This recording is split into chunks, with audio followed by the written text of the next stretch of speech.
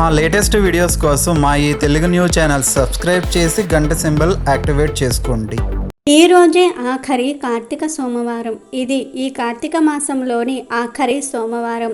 ఈరోజు ఏం చేసినా చేయకపోయినా రాత్రి 12 లోపు ఈ వీడియో చూస్తే చాలు, ఈ కథలు వింటే చాలు, 2 నిమిషాలలో మీ దశ తిరిగిపోతుంది, శివానుగ్రహం కలుగుతుంది, అపర కుబేరులవ్వటం ఖాయం.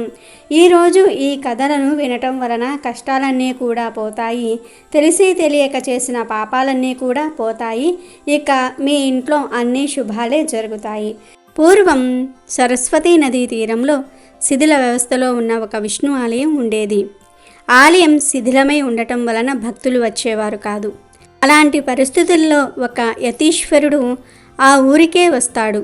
నదీ తీరంలో శిథిలమైన విష్ణుమూర్తి ఆలయాన్ని చూస్తాడు. అది ఉపయోగంలో లేని కారణంగా తాను అక్కడ ఉండవచ్చునని అనుకుంటాడు. ఆలయం అంతటా శుభ్రం చేసుకొని తనతో తెచ్చుకున్న కొద్దిపాటి సామాగ్రి అందులో పెట్టుకుంటాడు. రాత్రి వేళల్లో వెలిగించుకోవటం కోసం ఊళ్ళోకి వెళ్ళి ప్రమ్మిదలు, నూనె, ఒత్తులు తెచ్చుకుంటాడు. ఆ దేవాలయంలో ఆయన ధ్యానం చేసుకుంటూ తన జీవనాన్ని కొనసాగిస్తూ ఉంటాడు. ఎక్కువగా ధ్యానంలోనే సమయాన్ని గడుపుతూ ఉంటాడు. ఒక కార్తీక మాసంలో ఆలయంలో ఆయన దీపాలు వెలిగించి ధ్యానంలోనికి వెళ్తాడు. అలాంటి సమయంలోనే ఆహారాన్ని వెతుక్కుంటూ ఒక ఎలుక ఆలయంలోనికి వస్తుంది. ఆహారం కోసం అటూ ఇటూ తిరుగుతూ ఉన్న ఆ ఎలుకకు నూనె వాసన వస్తుంది. అప్పటికే కొండెక్కిన దీపం దగ్గరకు ఆ ఎలుక వెళ్తుంది.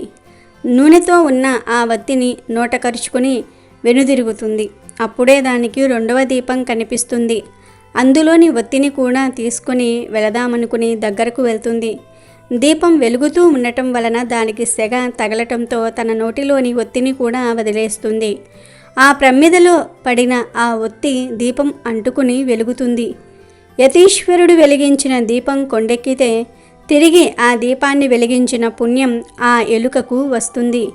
ఆ పుణ్య ఫలితం కారణంగా ఆ ఎలుక దివ్యమైన పురుషుడి శరీరాన్ని ధరిస్తుంది. ధ్యానంలో నుంచి బయటకు వచ్చిన యతీశ్వరుడికి ఎదురుగా దివ్యమైన శరీరాన్ని ధరించిన ఒక పురుషుడు కనిపిస్తాడు. అప్పుడు ఆ యతీశ్వరుడు ఆ దివ్య పురుషుడితో, ఎవరు నువ్వు, ఇక్కడికి ఎందుకు వచ్చావు, ఏం కావాలి అని అడుగుతాడు. తాను ఒక ఎలుకను అని, అయితే హఠాత్తుగా తన రూపం పోయి దివ్యమైన ఈ శరీరం వచ్చిందని ఆ దివ్య పురుషుడు చెప్తాడు. అందుకు కారణం కూడా తనకు తెలియటం లేదని అంటాడు. యతీశ్వరులే అందుకు కారణం తెలుపాలని కోరతాడు. అప్పుడు ఆ యతీశ్వరుడు దివ్య దృష్టితో చూస్తాడు. అలా దివ్య దృష్టితో చూసిన యతీశ్వరుడికి ఎలుక పూర్వజన్మ గురించి తెలుస్తుంది. అప్పుడు ఆ యతీశ్వరుడు, పూర్వజన్మలో నువ్వు ఒక బ్రాహ్మణుడవి, ఎప్పుడూ కూడా భగవంతుణ్ణి ఆరాధించి ఎరుగవు, స్నానము, జపము, దీపారాధన, దాన ధర్మాలు చేయటం నీకు తెలియదు. ఒకవేళ ఎవరైనా యజ్ఞ యాగాలు చేస్తూ ఉంటే వాళ్లను నువ్వు ఎద్దేవా చేసేవాడివి. ఆచార వ్యవహారాలు ఎంతమాత్రం పాటించని నువ్వు అవి పాటించే వారిని అవహేళన చేసేవాడివి. చివరకు ఈ విషయంలో నువ్వు నీ భార్యను కూడా వదల్లేదు. నీ భార్య ఎంతో గుణవంతురాలు, ఉత్తమురాలు, ఆమెకు ఎంతో దైవభక్తి ఉండేది. ఆమె నిన్ను మార్చడానికి తన వంతు ప్రయత్నం చేసేది. నువ్వు ఎంతమాత్రము మారకపోగా చాదస్తం అంటూ ఆమెను కసురుకునేవాడివి. ఆమె నోములు, వ్రతాలు ఆచరిస్తూ ఉంటే అందుకు అడ్డుపడేవాడివి. అలా మనసారా ఆమె పూజా అభిషేకాలు కూడా చేసుకోకుండా చేశావు. ఆ మహా ఇల్లాలిని ఎంతో ఇబ్బంది పెట్టావు. దైవం పట్ల, శాస్త్రాల పట్ల అపనమ్మకం కలిగిన కారణంగా మరణం తరువాత నరకానికి వెళ్ళావు. నరకంలో అనేక శిక్షలు అనుభవించిన తర్వాత అనేక నీచమైన జన్మలను ధరిస్తూ వచ్చావు. చివరకు ఇలా ఎలుక జన్మ ఎత్తావు. ఆకలి తీర్చుకోవడానికి నువ్వు చేసిన ప్రయత్నం నీ పాపాలను కడిగేసింది. కార్తీక మాసంలో దీపం వెలగడానికి కారణమయ్యావు, కనుకనే నీకు మోక్షం లభించింది అని చెప్తాడు. అప్పుడు ఆ దివ్య పురుషుడు ఆ యతీశ్వరుడికి నమస్కరించి అనంతమైన శూన్యంలో కలిసిపోతాడు. కార్తీకంలో ఇతరులు వెలిగించిన దీపం కొండెక్కినప్పుడు తిరిగి అది ప్రకాశించేలాగా చేస్తే అంతటి పుణ్యం కలుగుతుందని జనక మహారాజుతో వశిష్ఠ మహర్షి చెప్తాడు. శివుణ్ణి చిన్న బాలుడిగా మార్చేసిన బెజ్జమహాదేవి కథను విందాం. బెజ్జమహాదేవి ప్రతిరోజు శివుణ్ణి పూజిస్తూ ఉండేది. భక్తి గీతాలు పాడుతూ ఉండేది. ఒకరోజు పూజామందిరంలో శివుడి ప్రతిమను చూస్తున్న ఆమెకు ఒక విచిత్రమైన ఆలోచన కలిగింది. లోకంలోని వారందరికీ కూడా తల్లిదండ్రులు ఉన్నారు, కానీ శివుడికి తల్లి లేదేం? శివుడి పులి చర్మం కట్టుకుంటాడు, పాములను మెడలో వేసుకుంటాడు, శ్మశానంలో తిరుగుతూ ఉంటాడు, ఒంటికి బూడిద రాసుకుంటాడు. తల్లి ఉంటే ఇవన్నీ చూస్తూ ఊరుకుంటుందా? విషం తాగనిచ్చేదా? ఇలా భిక్షాటన చెయ్యనిచ్చేదా? ఎవ్వరికైనా తల్లి లేకపోవటం కన్నా మించిన కష్టం ఏముంటుంది? తల్లి ఉంటే బిడ్డల దగ్గర ఉండి ఆలనా పాలనా చూసుకుంటుంది, పెళ్ళి పేరంటాలు చేస్తుంది. తల్లి ఉంటేనే కదా అందరికీ ఆ భాగ్యం దక్కేది. పాపం శివుడికి తల్లి లేకపోవటం వల్లనే ఒంటరిగా తిరుగుతూ ఉంటాడు. ఎవరో ఎందుకు, నేనే తల్లిని అవుతాను, శివుడిని పెంచిన తల్లి అనిపించుకుంటాను అని అనుకున్నది బెజ్జమహాదేవి. అనుకున్నదే తడువుగా శిశువు అంత పరిమాణం గల శివుడి ప్రతిమను తయారు చేసింది. దానినే శిశువుగా భావించి లాలించి ముద్దాడింది. కాళ్ల మీద పడుకోబెట్టుకుని తలంటు స్నానం చేయించింది. నలుగుతో శరీరమంతా కూడా రుద్దింది. దోసిళ్లతో నీళ్లు తీసుకొని పొట్ట మీద చరుస్తూ పోసింది. కళ్ళల్లోకి నీరు పోకుండా నుదురు మీద అరచెయ్యి అడ్డం పెట్టి స్నానం చేయించింది. స్నానమైన తర్వాత చెంబుతో నీళ్లు తీసుకుని శివుడి చుట్టూతా తిప్పి దిష్టి తీసింది. మెత్తటి గుడ్డతో ఒళ్ళు తుడిచింది. తుడిచిన తర్వాత ధూపం వేసి ఉయ్యాలలో పడుకొండబెట్టింది. ఊపుతూ జోలపాట పాడింది. 3 కళ్ళకు కాటుక పెట్టింది.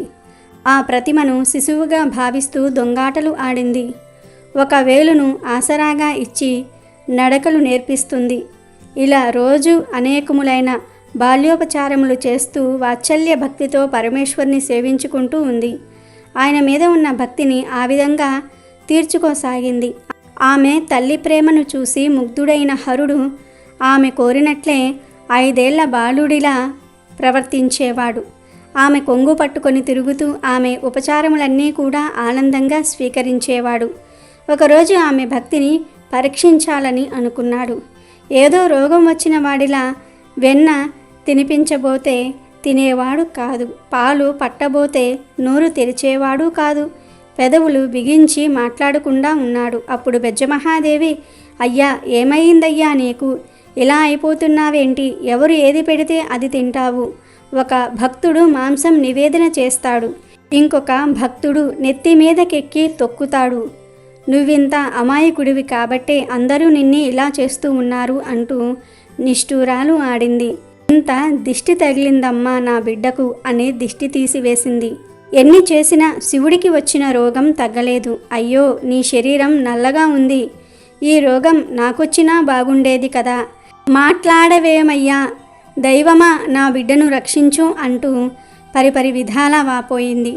ఎన్ని ఉపచారాలు చేసినా శివుడిలో మార్పు లేదు. జరగరానిది ఏమైనా జరిగితే నేనెలా బ్రతకనయ్యా? ఒంటరిగా బ్రతికే ధైర్యం నాకు లేదు. ఆ పాడు రోజు నా పాలిట పడకముందే ఈ గుక్కెడు ప్రాణం గుడుక్కు మనిపించుకుంటాను అంటూ తల శివలింగానికేసి కొట్టుకోసాగింది. నుదురు చిట్లింది. రక్తం ధారగా కారసాగింది. ఇంతలో ఒక అద్భుతం జరిగింది. కళ్ళు మిరుమిట్లు గొల్లిపేటట్లు మెరుపులు మెరిశాయి. పెలపెలమంటూ శబ్దాలు వచ్చాయి. శివలింగం స్థానంలో పులి చర్మం ధరించి మెడలో నాగాభరణంతో జటాజూటంలో నెలవంకతో శివుడు ప్రత్యక్షమైనాడు. బెజ్జమహాదేవి తల శివుడు తొడను ఆనుకుని ఉంది. ఆమె నుదుట రక్తం అదృశ్యమయ్యింది. ఆమె తల మీద చెయ్యి వేసి అమ్మా లే అన్నాడు ఆప్యాయంగా. బెజ్జమహాదేవి తలెత్తి చూసింది. ఎదురుగా ప్రసన్న వదనంతో పరమేశ్వరుడు, ఆ వెనుకనే పార్వతి, నంది, భృంగి వంటి ప్రథమ గణాలు అందరూ కనిపించారు. అప్పుడు శివుడు, నీ ప్రయత్నాన్ని మానుకో, నీ భక్తిని మెచ్చాను, ఏం వరం కావాలో కోరుకో అన్నాడు శివుడు. దానికి బెజ్జమహాదేవి, నాకు వరమెందుకయ్యా, ఇప్పుడు రోగంతో బాధపడుతున్నది నువ్వు. ఏ అనారోగ్యం లేకుండా సంపూర్ణ ఆరోగ్యవంతుడవై ఉంటే అంతకన్నా నాకు కావాల్సింది ఏముంది నాయనా అన్నది అమాయకత్వంగా. ఆమె వాత్సల్య భక్తికి శివుడు ఎంతో ఆనందించాడు. నీలాంటి తల్లి ఉంటే నాకు రోగం ఎలా వస్తుందమ్మా? నువ్వు నాకు తల్లివి గనుక ముల్లోకాలకు తవ్వ అనే పేరుతో ప్రఖ్యాతి పొందుతావు అంత్యములో కైలాసానికి చేరుకొందువుగాక అని ఆశీర్వదించి అందరితో పాటు అంతర్ధానమైపోయాడు పరమేశ్వరుడు.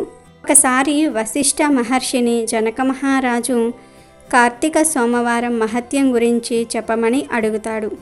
అప్పుడు వశిష్ఠుల వారు, జనక, కార్తీక మాసంలో సోమవార వ్రతమునకు ప్రత్యేక ప్రాముఖ్యత ఉన్నది. కావున సోమవార వ్రత విధానమును, దాని మహిమను గురించి వివరింతును, సావధానుడవై ఆలకించుము అని ఇలా చెప్పసాగాడు. కార్తీక మాసంలో సోమవారము శివునకు అత్యంత ప్రీతిపాత్రమైన రోజు. ఆ రోజు స్త్రీ గాని పురుషుడు గాని ఏ జాతి వారైనా గాని రోజంతా ఉపవాసం ఉండి నదీ స్నానం చేసి తమ శక్తి కొలది దాన ధర్మములు చేసి నిష్ఠతో శివదేవునకు బిల్వపత్రములతో అభిషేకము చేసి సాయంత్రము నక్షత్ర దర్శనము చేసిన తర్వాత భుజించాలి. ఈ విధముగా నిష్ఠతో ఆ రాత్రి అంతయు జాగరణ చేసి పురాణ పఠనం చేసి తెల్లవారిన తరువాత నదికి వెళ్ళి స్నానమాచరించి తిలదానము చేసి తమ శక్తి కొలది పేదలకు అన్నదానము చేయవలెను. అటులా చెయ్యలేని వారు కనీసము 3 బ్రాహ్మణులకైనా సరే తృప్తిగా భోజనం పెట్టి తాము భుజించవలేను. ఉండగలిగిన వారు సోమవారము నాడు 2 పూటల భోజనం ఏమీ చేయకుండా ఏ విధమైన పలహారము కానీ తీసుకోకుండా ఉండుట చాలా మంచిది. ఇట్లు కార్తీక మాసమందు వచ్చు సోమవార వ్రతమును చేసిన ఎడల పరమేశ్వరుడు కైలాస ప్రాప్తి కలిగించి శివ సన్నిధికి చేర్చును. భర్త లేని వితంతువు సోమవార వ్రతమును ఆచరించి శివ పూజ చేసినచో కైలాసం ప్రాప్తించును. శివ పూజ, విష్ణు పూజ చేసినచో వైకుంఠ ప్రాప్తి పొందును. శివ పూజ చేసిన వాళ్ళు కైలాస ప్రాప్తి పొందుతారు. విష్ణు పూజ చేసినచో వైకుంఠ ప్రాప్తి నొందును. దీనికి ఉదాహరణముగా ఒక ఇతిహాసము కలదు. దానిని నీకు తెలియబరిచెదను, శ్రద్ధగా వినుము అని వశిష్ఠుడు జనకుడితే ఇలా చెప్పసాగాడు. కార్తీక సోమవార ఫలముచే కుక్క కైలాసానికి వెళ్ళుట. పూర్వం ఒక రాజ్యంలోని ఒక గ్రామంలో ఒక పేద బ్రాహ్మణుడు ఉండేవాడు. ఆయన ఒక్కగానొక్క కూతురు పేరే నిష్ఠుర. ఊళ్ళో పూజాది కార్యక్రమాలను జరిపించటం వలన వచ్చే డబ్బుతో ఆ బ్రాహ్మణుడు ఆ అమ్మాయిని అల్లారు ముద్దుగా పెంచుతాడు. యవ్వనంలోనికి అడుగుపెట్టిన నిష్ఠుర ఓ అందమైన సౌందర్య శిల్పంలా తయారవుతుంది. ఆమె అందచందాలను గురించి చుట్టుప్రక్కల గ్రామాల వారు సైతం చెప్పుకునేవారు. ఆమె ఎంత అందమైనదో అంత కఠినమైనది. ఇతరుల పట్ల ఆమె చాలా కటువుగా వ్యవహరిస్తూ ఉండేది. అందువలన ఊళ్ళో వాళ్ళంతా ఆమెను కర్కస అని చెప్పుకుంటూ ఉండేవారు. ఆమె అందానికి దాసులైన వారు ఆ ఇంటి చుట్టూ తిరుగుతూ ఉండేవారు. ఇతరులను ఆకర్షించే అందం తన సొంతం అన్నట్టుగానే ఆమె ప్రవర్తిస్తూ ఉండేది. ఆమె స్వభావం మంచిది కాకపోవటంతో పరపురుషులతో పరిచయాలు పెరుగుతూ ఉండేవి. తన కూతురు గురించి నలుగురు 4 రకాలుగా మాట్లాడుకుంటూ ఉండటంతో ఆ బ్రాహ్మణుడు ఆమెకు ఒక మంచి సంబంధం చూసి పెళ్లి చేస్తాడు. అలా మిత్రవర్మ అనే యువకుడితే కర్కస పెళ్లి అవుతుంది. మిత్రవర్మ మంచి ఆరోగ్యవంతుడు, అందగాడు, అంతేకాదు గుణవంతుడు, శాంత స్వరూపుడు. అందువలన మిత్రవర్మతో పెళ్లి చేస్తే కర్కస దారిలో పడుతుందని తండ్రి భావిస్తాడు. అలా వాళ్ళిద్దరి పెళ్లి జరిగిపోతుంది. మిత్రవర్మ తల్లిదండ్రులు కూడా కర్కసను కూతురుగానే భావించి ప్రేమతో చూసుకుంటూ ఉంటారు. అయితే తన చుట్టూ ఉన్న వాళ్ళంతా మంచివారే అయినప్పటికీ ఆమె స్వభావంలో మార్పేమీ రాదు. గతంలో పరపురుషులతో తనకు గల సంబంధాన్ని ఆమె కొనసాగిస్తూనే ఉంటుంది. ఈ విషయంలో అత్తమామలు కానీ భర్త కానీ ఆమెను నియంత్రించలేకపోయారు. ఊళ్ళో తన తండ్రికి గల పేరు ప్రతిష్టలను గురించి కానీ అత్తారింటికి కుటుంబ గౌరవం గురించి కానీ ఆమె ఏమాత్రం ఆలోచన చేయదు. తన మనసుకు తోచినట్లుగా ఆమె నడుచుకుంటూ ఉంటుంది. ఊళ్ళో తమ కుటుంబానికి గల పరువు కారణంగా మిత్రవర్మ చాలా వరకు సహిస్తూ వచ్చేవాడు. సహనం నశించినప్పుడు మాత్రం ఆమెను మందలిస్తూ ఉండేవాడు. కొడుకు కోడలు విషయంలో తల దూరిస్తే గొడవ మరింత పెద్దది అవుతుందని అత్తమామలు భరిస్తూ ఉండేవారు. ఇది కర్కస మరింత అలుసుగా తీసుకుంది. కర్కస ధోరణి శృతి మించుతూ వెళ్తోంది. అప్పటికే మిత్రవర్మ గౌరవ మర్యాదలు మట్టిలో కలిసిపోయాయి. ఆయన నిస్సహాయుడిగా చూస్తూ ఉండిపోతాడు. అయినా అతను తమకు అడ్డుగా ఉన్నాడనే విషయం పట్ల పరపురుషులు తరచూ అసహనాన్ని వ్యక్తం చేస్తూ ఉండేవారు. దాంతో తన భర్తను అడ్డు తప్పించటమే పరిష్కారమని ఆమె భావిస్తుంది. ఒకరోజు రాత్రి తన భర్త గాఢనిద్రలో ఉండగా ఆమె అతనిని బండరాయితో కొట్టి హతమారుస్తుంది. అతని శవాన్ని పొలిమేరల్లోని పాడుబడిన బావిలో పారేస్తుంది. ఏమీ ఎరుగనట్లుగా అక్కడి నుంచి తిరిగి వచ్చేస్తుంది.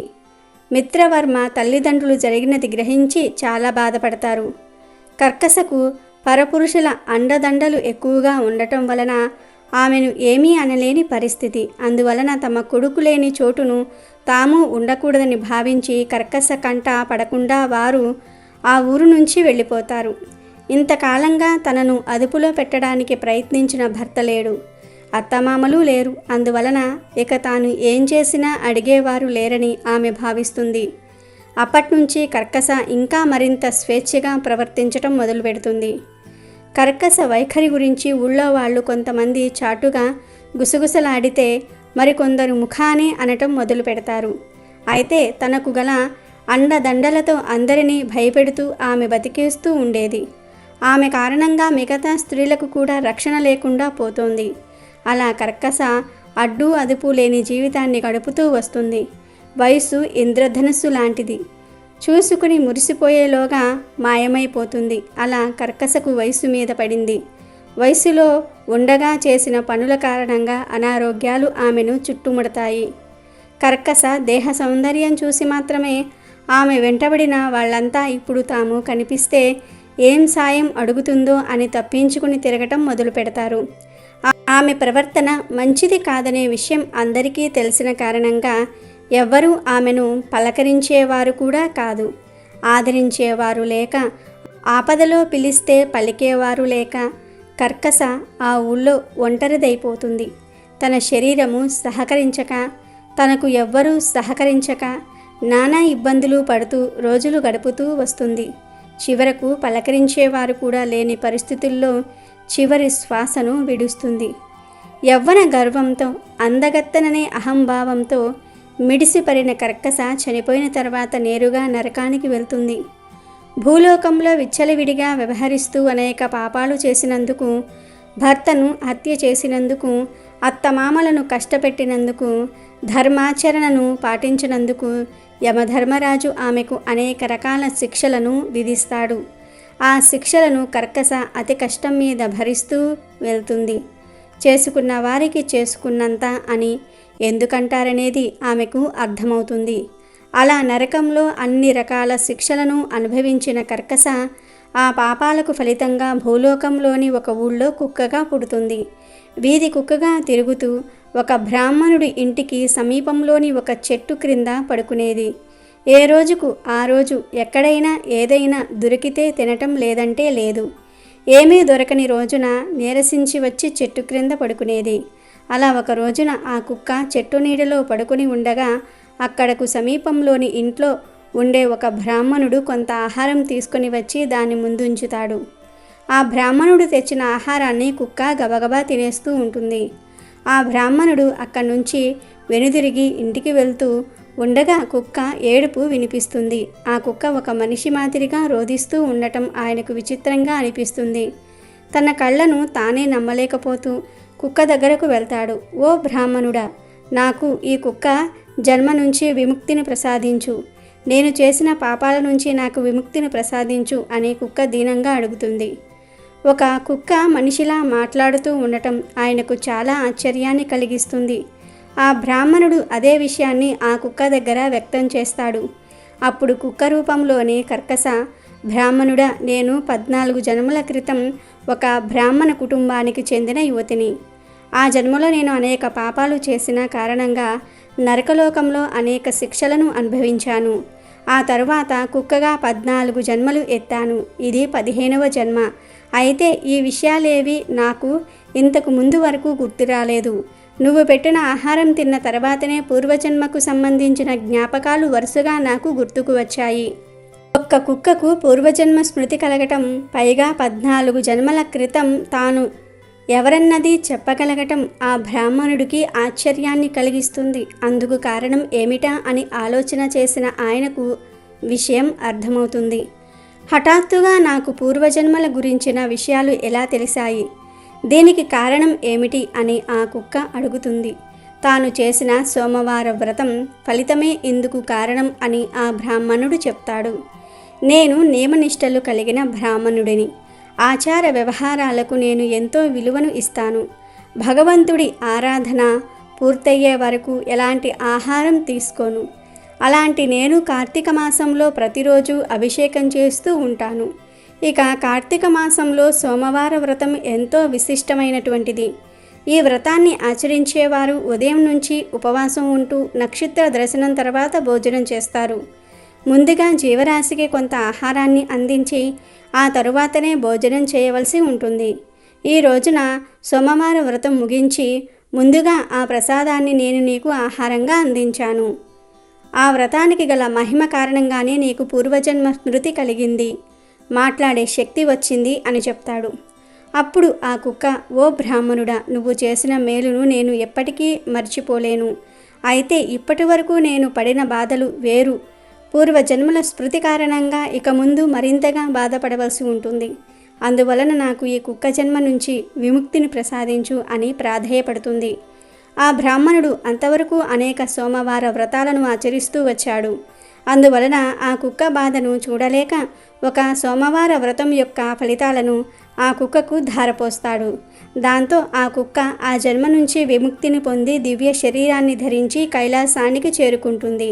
విన్నావా జనక, ఇలా ఒక యువతి తాను చేసిన పాపాల కారణంగా 15 జన్మల పాటు కుక్కగా పుడుతూ నానా బాధలు అనుభవిస్తూ వచ్చింది.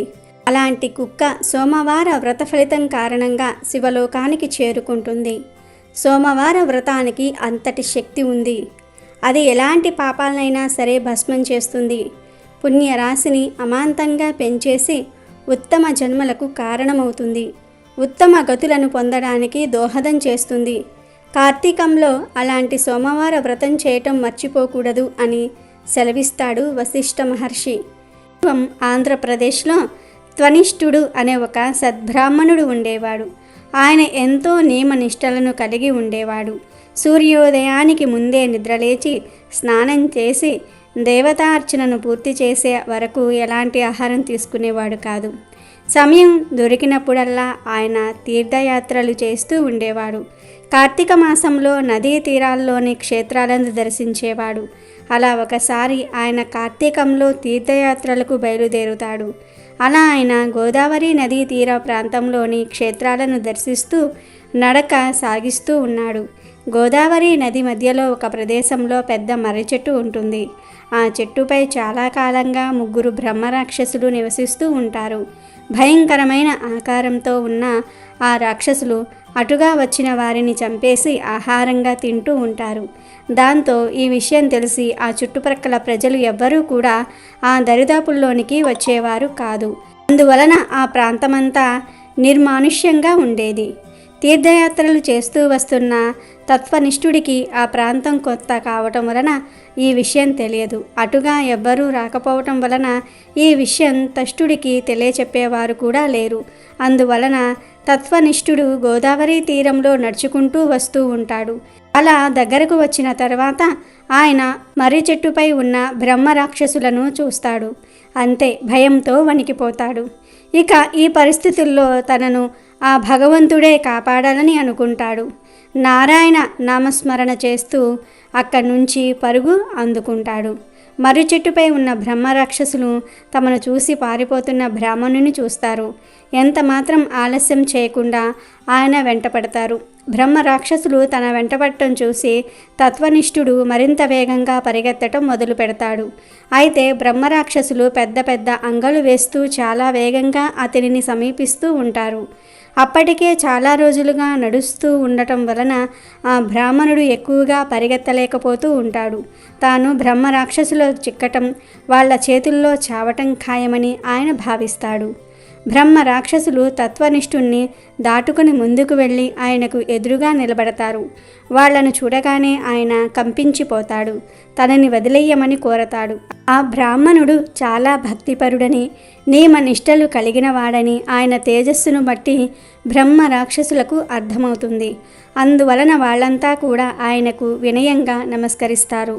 ఓ బ్రాహ్మణుడా, భయపడకు, నిన్ను మేము ఏమీ చెయ్యము. నీ వంటి ఉత్తమమైన బ్రాహ్మణుడిని ఈ మధ్యకాలంలో చూడలేదు. ఎందుకో నిన్ను చూడగానే మమ్మల్ని ఉద్ధరిస్తావని అనిపించింది అని అంటారు. ఎప్పుడైతే ఆ బ్రహ్మ రాక్షసులు తనకు నమస్కరించారో అప్పుడే తన్విష్ఠుడిలో భయం పోతుంది. ఆయన మనసు కాస్త తేలిక పడుతుంది. దాంతో ఆయన తన ఆయాసం దాహం తీర్చుకుంటాడు. ఆ తర్వాత, అయ్యా మీరెవరు? చూడడానికి బ్రహ్మ రాక్షసులుగా ఉన్నారు. వికృతమైన ఆకారంతో భయభ్రాంతులను చేస్తూ ఉన్నారు. మీ ఆకారానికి మాటలకు పొంతన కుదరటం లేదు. మంచి వాళ్ళలానే మాట్లాడుతూ ఉన్నారు. అదే స్వభావంతో కనిపిస్తూ ఉన్నారు. అలాంటి మీకు ఈ రూపాలు ఎలా వచ్చాయి అంటూ సందేహాన్ని వ్యక్తం చేస్తాడు. ఈ ప్రదేశంలో జనసంచారం లేకపోవటం చూస్తే నాకు అనుమానం వచ్చింది. ఇక్కడ మీరు నివసిస్తూ ఉండటం వల్లనే ఇటుగా ఎవ్వరూ రావటం లేదనే విషయం నాకు అర్థమయ్యింది. కానీ మీరు మర్రి చెట్టుపై ఉండటం వలన దగ్గరకు వచ్చే వరకు నేను చూడలేదు. మీ వికృతమైన ఆకారాలను చూసి భయంతో పరిగెత్తాను. మరి నన్ను చంపే ఉద్దేశం లేనప్పుడు మీరు ఎందుకు నా వెంట పడ్డారు? మీకు ఏం కావాలి? నా వలన అయ్యే సాయమేదైనా ఉంటే తప్పక చేస్తాను అంటాడు. అప్పుడు బ్రహ్మరాక్షసులు ఒకరు ముఖం ఒకరు చూసుకుంటారు. అందులో ఒకడు తన గురించి చెప్పటం మొదలు పెడతాడు. అయ్యా, నేను ద్రావిడ ప్రాంతానికి చెందిన బ్రాహ్మణుడిని. అందరం అనే గ్రామానికి అధికారిని. ఆ గ్రామంలో ఎవరైనా సరే నేను చెప్పినట్లుగా వినవలసిందే. అధికార బలం వలన నేను అవినీతితో కూడిన ఎన్నో పనులను చేశాను. అన్యాయాలకు పాల్పడ్డాను. ఎంతోమందిని నమ్మించి మోసం చేశాను. వంచనతో సాధించిన సొమ్మును చూసుకుని నా తెలివితేటలకు నేను పొంగిపోయేవాడిని. ఎంతో కష్టపడి బ్రాహ్మణులు సంపాదించుకున్న సంపదను బలవంతంగా సొంతం చేసుకున్నాను.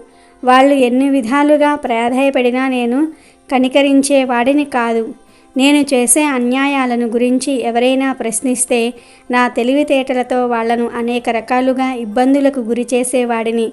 తోటి బ్రాహ్మణులను నేను ఎప్పుడూ గౌరవించలేదు. ఆకలితో ఉన్న బ్రాహ్మణులకు ఇంత అన్నం పెట్టలేదు. అహంభావం వలన అప్పట్లో అదో గొప్పతనంగా భావించి గర్వపడేవాడిని. ఊపిరి ఉన్నంత వరకు నేను నా ప్రవర్తనను మార్చుకోలేదు. అందువల్లనే భగవంతుడు నాపై ఎంతమాత్రం దయ చూపలేదు. నేను చేసిన పాపాలకు నరకంలో అనేక శిక్షలు అనుభవించాను. ఆ తర్వాత బ్రహ్మ రాక్షసుడినై ఇదిగో ఇక్కడ ఈ చెట్టుపై ఉంటున్నాను. నిన్ను చూస్తూ ఉంటే ఉత్తమమైన బ్రాహ్మణుడిలా అనిపించావు. ఇలాంటి ధర్మాత్ముడి వలన నాకు ముక్తి కలుగుతుందని అనిపించింది. ఈ జన్మ నుంచి విముక్తిని కలిగించమని కోరటం కోసమే నీ వెంట పడ్డాము. మమ్మల్ని కనికరించి ఇక్కడి నుంచి కదలాలి అని ఆ బ్రాహ్మణుడిని ప్రాధేయపడతాడు. బ్రహ్మ రాక్షసుడి వేదన వినగానే ఆ బ్రాహ్మణుడికి ఎంతో జాలి కలుగుతుంది. అందరినీ భయపెడుతూ బ్రతకతంలో ఆనందాన్ని పొందకుండా ఆ జన్మ నుంచే విముక్తిని పొందడానికి ప్రయత్నించటం ఆయనకు ఆనందాన్ని కలిగిస్తుంది. చేసిన పాపాలకు ప్రాయశ్చిత్తం ఆ బ్రహ్మరాక్షసుడి మాటల్లో వినిపిస్తుంది. ఆయన కళ్ళల్లో కనిపిస్తుంది. అప్పుడు ఆయన మిగతా ఇద్దరు బ్రహ్మరాక్షసుల వైపు చూస్తూ, మరి మీ కథ ఏమిటి అని అడుగుతాడు. అప్పుడు రెండవ బ్రహ్మరాక్షసుడు తన గురించిన విషయాలను చెప్పటం మొదలు పెడతాడు. బ్రాహ్మణుడికి రెండవ బ్రహ్మరాక్షసుడు నమస్కరిస్తూ, అయ్యా, నేను చేసిన పాపం కన్న వాళ్లను ప్రేమగా చూసుకోకపోవటమే. నా తల్లిదండ్రులు నన్ను ఎంతో ప్రేమతో పెంచి పెద్ద చేశారు. ఏ విషయంలోనూ నాకు ఎలాంటి లోటు రాకుండా చూసుకున్నారు. నేను ఏది అడిగినా అది వారి శక్తికి మించినది అయినా సరే నా ఆనందం కోసం వెంటనే ఏర్పాటు చేసేవారు. నేను ఎలాంటి ఇబ్బంది పడకుండా ఉండటం కోసం వాళ్ళు అనేక కష్టాలు పడ్డారు. నిజం చెప్పాలంటే వారు సుఖపడటం అనేది నేను చూడలేదు.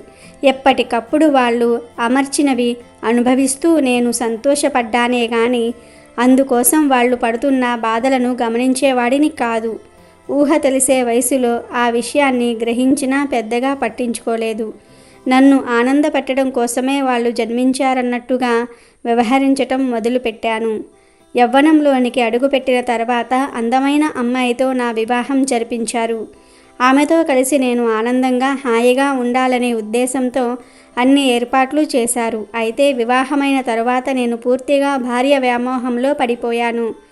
ఎంతసేపు భార్యకు ఏం కావాలో చూసేవాడిని కానీ తల్లిదండ్రులను పట్టించుకొని ఎరుగను. నా సంపాదనంతా కూడా నా భార్యతో విలాసంగా గడపటం కోసమే ఖర్చు చేస్తూ ఉండేవాడిని.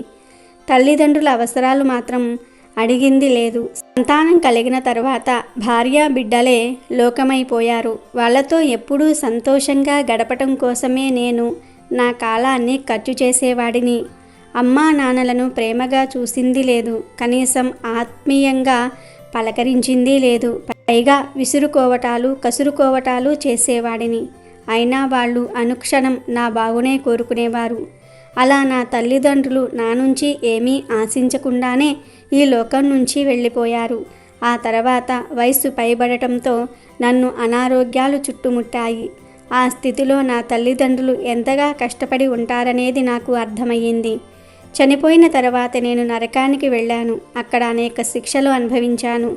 ఆ పాపం ఫలితంగానే బ్రహ్మ రాక్షస రూపం కూడా వచ్చింది. ఇక ఈ జన్మ చాలు, మాకు విముక్తిని ప్రసాదించు అని తన ఆవేదనను వ్యక్తం చేస్తాడు. ఇక త్వనిష్ఠుడు మూడవ బ్రహ్మ రాక్షసుడి వైపు చూశాడు. ఆయన తన కథను చెప్పటం మొదలు పెడతాడు. ఓ బ్రాహ్మణుడా, నేను కూడా గత జన్మలో బ్రాహ్మణుడినే, కానీ నీ అంతటి ఉత్తముడిని కాను. నేను ఒక విష్ణు ఆలయంలో పూజారిగా ఉండేవాడిని. అనునిత్యం భగవంతుడి పూజలో సేవలో తరించవలసిన నేను ఎప్పుడూ కూడా వాటిపై శ్రద్ధ పెట్టలేదు. ఏ రోజున కూడా ఆ స్వామిని అంకిత భావంతో అర్చించినది లేదు. మనసంతా ఇతర వ్యామోహాలపై సంచరిస్తూ ఉండేది. మనసు ఎటు వెళ్ళితే నేను అటు వెళ్ళాను. ధర్మబద్ధమైన కోరికలను తీర్చడానికి భగవంతుడు సిద్ధంగా ఉంటే నేను ఆయన పాదాలను వదిలిపెట్టి అందుకు భిన్నమైన మార్గంలో ప్రయాణించాను. భగవంతుడి సేవ కోసం ఉపయోగించవలసిన వాటిని కూడా నేను నా సంతోషాల కోసం ఇతరులకు సమర్పించుకున్నాను. నేను నడుచుకునే మార్గం తప్పు అని నాకు చాలామందే చెప్పారు. కానీ నాలోని అహంభావం వలన నేను ఎప్పుడూ కూడా వినిపించుకోలేదు. నాకు తోచిన మార్గంలోనే నేను వెళ్ళాను.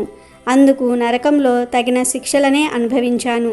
ఇక ఆ పాపంలోని భాగంగానే బ్రహ్మ రాక్షసుడిగా ఈ మర్రి చెట్టును పట్టుకుని ఉన్నాను. అయితే మాకు ఈ జన్మ నుంచి విముక్తిని కలిగించు. అందుకు ఏం చెయ్యాలో చెప్తే చేయడానికి మేము సిద్ధంగా ఉన్నాము అంటాడు. ఆ ముగ్గురి రాక్షసుల కథలను విన్న ఆ బ్రాహ్మణుడు వారితో ఇలా అంటాడు. ఓ బ్రహ్మ రాక్షసులారా, ఇక మీరు బాధపడవలసిన పని లేదు. ఇది కార్తీక మాసం. నేను నదీ తీరాల్లోని క్షేత్రాలను దర్శిస్తూ వెళ్తూ ఉన్నాను. మరికొన్ని రోజులలో కావేరీ నదికి చేరుకుంటాను. మీరు నన్ను అనుసరించండి. కార్తీక మాసంలో నదీ స్నానం వలన అనేక పాపాలు నశిస్తాయి. మీ వికృత రూపాలు కూడా పోతాయి అని చెప్తాడు. బ్రహ్మరాక్షసులు ఆనందంతో ఒకరి ముఖం ఒకరు చూసుకుంటారు. ముగ్గురు కూడా ఆ బ్రహ్మరాక్షసుణ్ణి అనుసరిస్తారు. అలా కొన్ని రోజుల పాటు ప్రయాణించి వాళ్ళు కావేరీ నదికి చేరుకుంటారు. ఆ నదిలో ఆ బ్రాహ్మణుడు స్నానం చేస్తాడు. ఆయన ఆదేశం మేరకు ముగ్గురు బ్రహ్మరాక్షసులు కూడా ఆ నదిలో స్నానం చేస్తారు.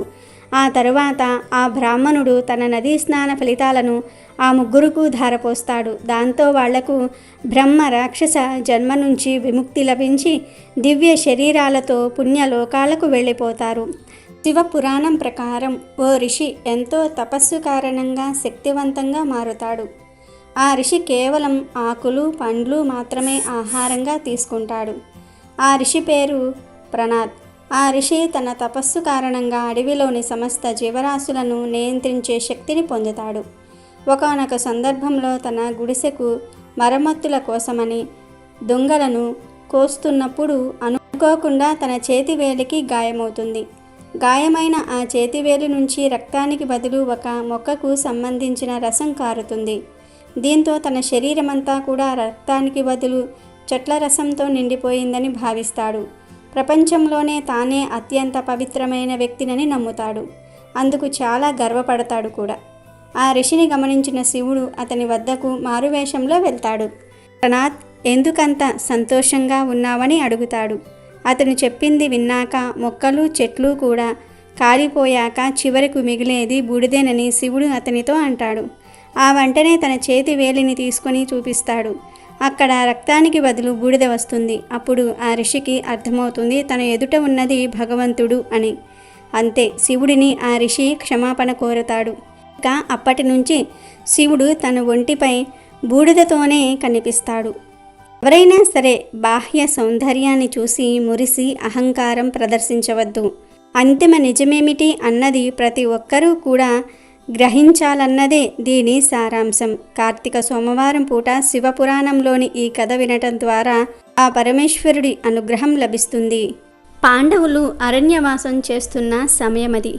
తమ వద్దకు వచ్చిన వ్యాస మునీంద్రుణ్ణి పాండవులు ఆర్యపాద్యాదులతో పూజించిన తర్వాత ఆయనతో కౌరవులు మమ్మల్ని మాయాజూతంలో ఓడించారు, మమ్మల్ని అరణ్యవాసానికి అజ్ఞాతవాసానికి పంపించారు. శత్రుంజయులుగా పేరొందిన మాకే ఇప్పుడు శత్రుభయం పట్టుకుంది. మాకు తగిన తరుణోపాయం చెప్పండి అని అడిగారు. అప్పుడు వ్యాస భగవానుడు, మీకు ఎంతమంది శత్రువులు ఉన్నా వారిని గెలవాలంటే శివానుగ్రహం కలగాలి. కాబట్టి అర్జున్ని శంకరుని గురించి తపస్సు చేయమనండి. శంకరుడు ప్రత్యక్షమైనప్పుడు పాశుపతాస్త్రం అడగండి. శంకరుడు దానిని మీకు ఇచ్చి విజయీభవ అని ఆశీర్వదిస్తే ఇక మీ విజయానికి తిరుగులేదు అని చెప్పి వ్యాసుడు అక్కడి నుంచి వెళ్ళిపోయాడు. వ్యాసుడి సూచన మేరకు అర్జునుడు శివారాధన చేయటం మొదలుపెట్టాడు. కొంతకాలం తరువాత శంకరుడు అర్జునుడి శక్తిని పరీక్షించాలనుకున్నాడు. ఒక అడవి పందిని సృష్టించి దానిని అర్జునుడు తపస్సు చేసుకుంటున్న పర్ణశాల వద్దకు పంపించాడు. అది అక్కడికి వెళ్ళి రోద చేస్తోంది. ఆ ధ్వనికి కళ్ళు తెరిచి చూశాడు అర్జునుడు. వెంటనే తన విల్లందుకున్నాడు. ఈలోగా శివుడు అర్జునుడి వెనుక నుంచి అడవి పంది మీదికి వేసిన బాణం దాన్ని పృష్ఠభాగంలోంచి శరీరంలోనికి వెళ్ళి దాని నోట్లోంచి బయటకు వచ్చి నేల మీద పడింది. సరిగ్గా అదే సమయంలో ఎక్కుపెట్టిన అర్జునుడి బాణం అడవి పంది నోట్లోంచి శరీరంలోనికి వెళ్ళి అక్కడి నుంచి పృష్ఠభాగంలోంచి బయటకు వెళ్ళి నేల మీద పడింది. శివుడు తన ప్రథమ గణాలలో ఒకడిని పిలిచి తన బాణాన్ని తీసుకురమ్మనమని చెప్పాడు. తనను వెళ్ళి అర్జునుడితో, ఈ బాణం మా నాయకుడిది, ఆయన గొప్ప వీరుడు, ఆయన బాణం తీశాడంటే ఎవ్వరూ నిలబడలేరు, జాగ్రత్త అన్నాడు కవ్వింపుగా. దానికి అర్జునుడు, మీ నాయకుడు అంత మునగాడైతే నాతో యుద్ధానికి రమ్మని చెప్పు అన్నాడు. ఆ మాట కోసమే ఎదురు చూస్తూ ఉన్నాడు కిరాతుడి రూపంలో ఉన్న శివుడు. కొండ మీది నుంచి ఒక్క దూకు దూకి అర్జునుడి ముందు నిలబడి, ఈ పందిని నువ్వు నీ బాణంతో కొట్టావా? ఏది ఇప్పుడు చూపు నీ విద్య అన్నాడు. అర్జునుడు క్షణం ఆలస్యం చేయకుండా శివుడి మీద బాణాలు ప్రయోగించటం ప్రారంభించాడు. శివుడు కూడా అర్జునుని మీదకు బాణాలు వేస్తూ ఉన్నాడు. అర్జునుడు తన బలం అంతటినీ కూడా ఉపయోగించి శివుడిని పడగొట్టేందుకు ప్రయత్నిస్తూ ఉన్నాడు. కానీ శివునికి ఏమీ అవటం లేదు. తర్వాత ఇద్దరూ మల్ల యుద్ధం చేశారు. శంకరుడు అర్జునుని శరీరాన్ని తోసి అవతల పారేశాడు. అప్పుడు అర్జునుడు తిరిగి లేచి తన ధనుస్సుతో శంకరుని జటాజూటం మీద ఒక్క గట్టి ప్రహారం చేశాడు. అప్పుడు శంకరుడు ఇక యుద్ధాన్ని చాలించి చంద్రవంకతో పట్టుపుట్టంతో పార్వతీ సమేతంగా అర్జునుడికి ఎదురుగుండా నిలబడ్డాడు. మళ్ళీ కొడదామని గాంధీవాన్ని ఎత్తిన అర్జునుడు తన ఎదుట సాక్షాత్కరించిన అర్ధనారీశ్వరుడి పాదాల మీద పడి శంకరుని ఏమి అడగాలో మర్చిపోయి కన్నుల వెంట నీరు కారుస్తూ, ఈశ్వర, జగత్తుకే తండ్రివైన నీపై అజ్ఞానినై బాణాలు వేశాను, నీ కారుణ్యంతో నా గుండె నిండిపోయింది అని పరమేశ్వరుని పాదాల మీద పడిపోయాడు. అప్పుడు శంకరుడు, నీకు పాశుపతాస్త్రాన్ని ఇస్తూ ఉన్నాను, నీకు ఎదురు లేదు, రాబోయే కురుక్షేత్ర యుద్ధంలో మీరే గెలిచి తీరుతారు, విజయీభవ అని ఆశీర్వదించాడు. ఇందులో మనం గ్రహించవలసిన నీతి ఏమిటంటే, అందులో ఉన్న సమయంలో తగిన ఉపాయం చూపిన వాడే మనకు హితుడని. భగవంతుడు తన భక్తులకు అనేక పరీక్షలు పెట్టి వాటిల్లో నెగ్గినప్పుడే వరాలను అనుగ్రహిస్తాడు. అంతవరకు మనం కుంగిపోకుండా కాలం పెట్టిన పరీక్షలలో నెగ్గుకు రావాలి. కాబట్టి ఈరోజు రాత్రి 12 లోపు ఈ వీడియో చూస్తే చాలు, ఈ కథలు వింటే చాలు, 2 నిమిషాలలో మీ దశ తిరిగిపోతుంది. శివానుగ్రహం కలుగుతుంది, అపర కుబేరులవ్వటం ఖాయం. ఈరోజు ఈ కథలను వినటం వలన కష్టాలన్నీ కూడా పోతాయి, తెలిసి తెలియక చేసిన పాపాలన్నీ కూడా పోతాయి. ఇక మీ ఇంట్లో అన్ని శుభాలే జరుగుతాయి. అమెజాన్లో బెస్ట్ డిస్కౌంట్స్ కోసం వీడియో డిస్క్రిప్షన్లో లింకు ఉంది, చూడండి. అలాగే మా టెలిగ్రామ్ ఛానల్ సబ్స్క్రైబ్ చేసుకోండి.